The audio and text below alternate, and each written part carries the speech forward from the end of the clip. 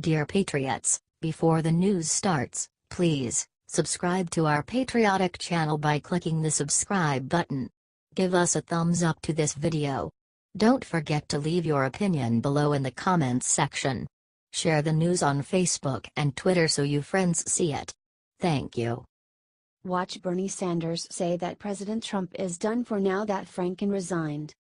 Now that Al Franken has resigned over his sexual harassment scandals, Bernie Sanders thinks that President Trump will be next. We have a president of the United States who acknowledged on a tape widely seen all over the country that he's assaulted women, so I would hope maybe the president of the United States might pay attention of what's going on and also think about resigning, said Sanders. What I worry about right now, as we speak, in restaurants and in offices all over this country where you have bosses who are not famous, there is harassment of women and women are being intimidated. We need a cultural revolution in this country, said Sanders.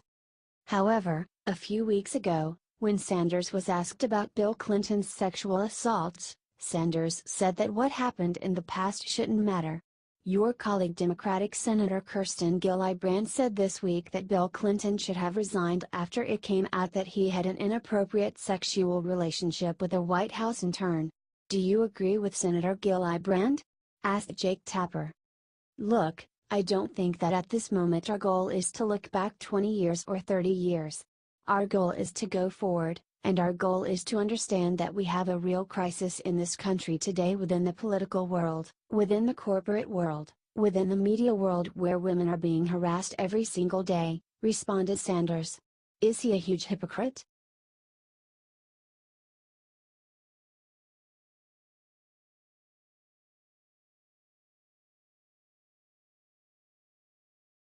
James Woods eviscerates Nancy Pelosi for spreading fake news on concealed carry bill. The House of Representatives just voted in favor of the Concealed Carry Reciprocity Act of 2017. In response, Nancy Pelosi immediately went to Twitter and lied about the bill. Inviting violent criminals to carry concealed weapons doesn't save lives. Inviting domestic abusers to carry concealed weapons doesn't save lives. Inviting convicted stalkers to carry concealed weapons doesn't save lives. Yet the House GOP just voted to do exactly that. #StopCCR, tweeted Pelosi.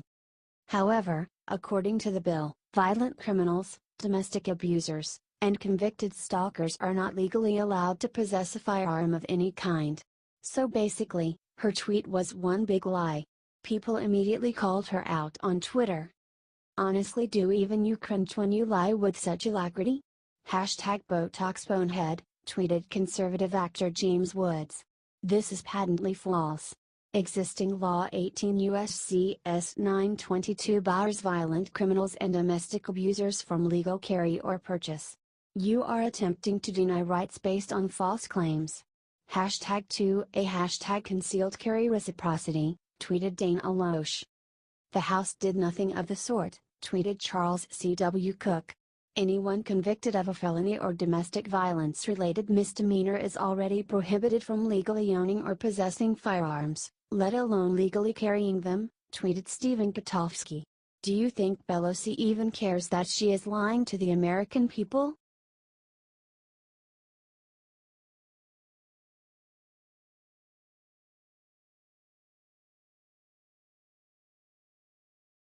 John Conyers shared inside information on a horrific murder case after a woman turned down his advances. Oftentimes, a sexual predator will try to threaten his victim to prevent her from coming forward.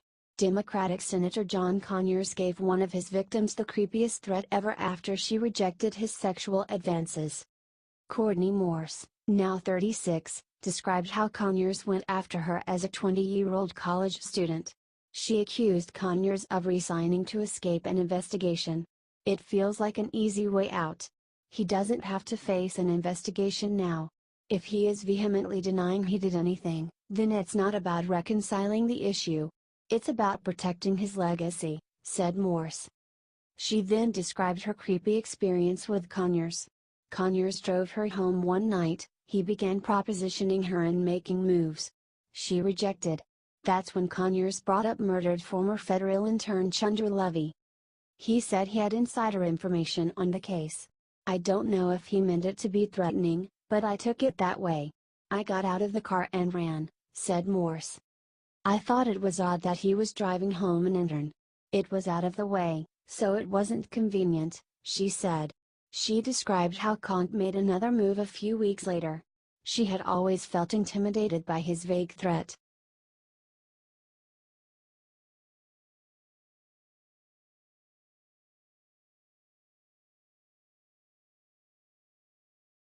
James Rosen exposes what Obama did to silence media that is far worse than anything Trump has done.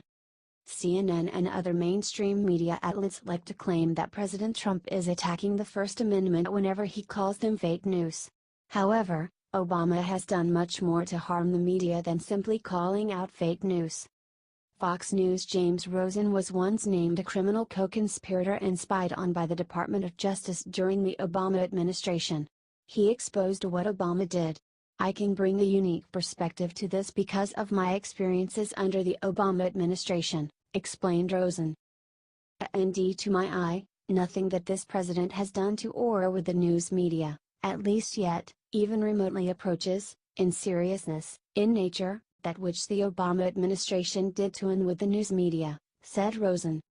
"I think a lot of my colleagues in the news media, people I admire, people I enjoy the company of, have come to a conclusion in their own minds that to report objectively on Donald Trump is, in a sense, from where they sit, to collude in fascism somehow," said Rosen.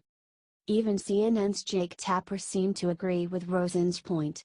In 2014, Tapper pointed out that the Obama administration has used the Espionage Act to go after whistleblowers who leaked to journalists, more than all previous administrations combined.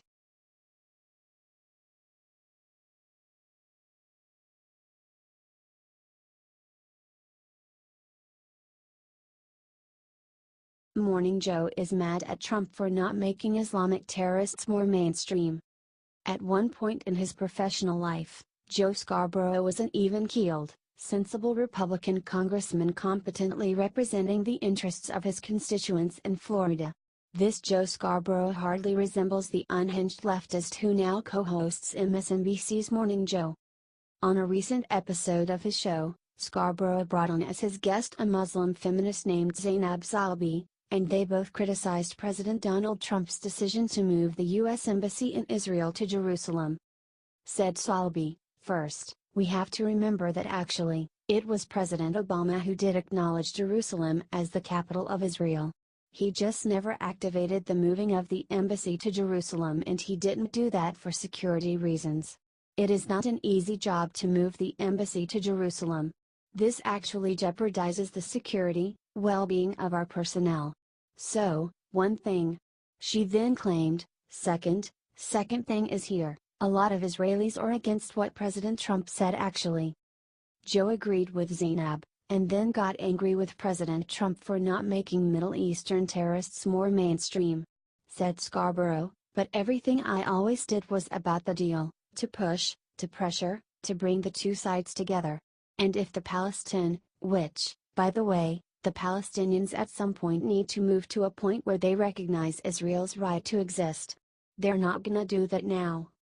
He then added ridiculously, while pounding on his desk, "You have Hamas, who's been in a weakened state for years, and every time Hamas has their back up against the wall, it happened a few years ago, every time Hamas has its back up against the wall and maybe becoming more mainstream so we can bring peace to the region, the United States or Israel does something that feeds into their power, strengthens their base, and allows them to keep saying, 'We will never recognize Israel's right to exist.'" Do you think it's nuts that Scarborough is mad at Trump for terrorists not being mainstream enough?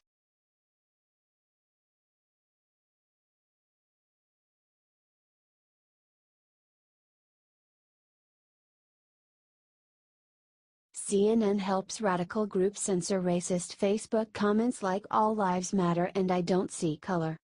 CNN wrote an article advertising and glorifying a group of self-proclaimed white allies.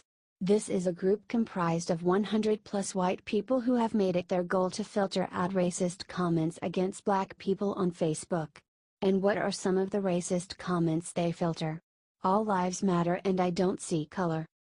White Nonsense Roundup is a social media watchdog group with about 100 white volunteers.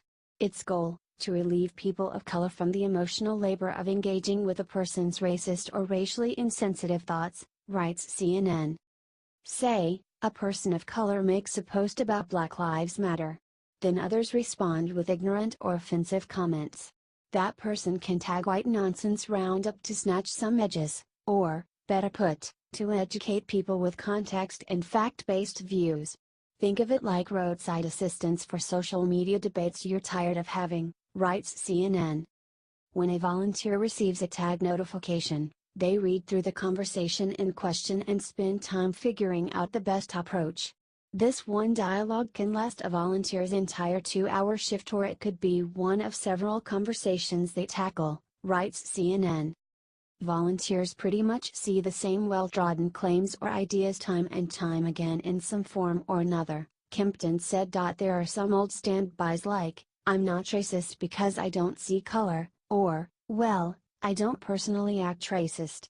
More specific topics also get trotted out. Cultural appropriation isn't real, I don't have white privilege because of X, why is it always about race? And the particularly thorny refrain, all lives matter, it says. Why is CNN advertising these insane people?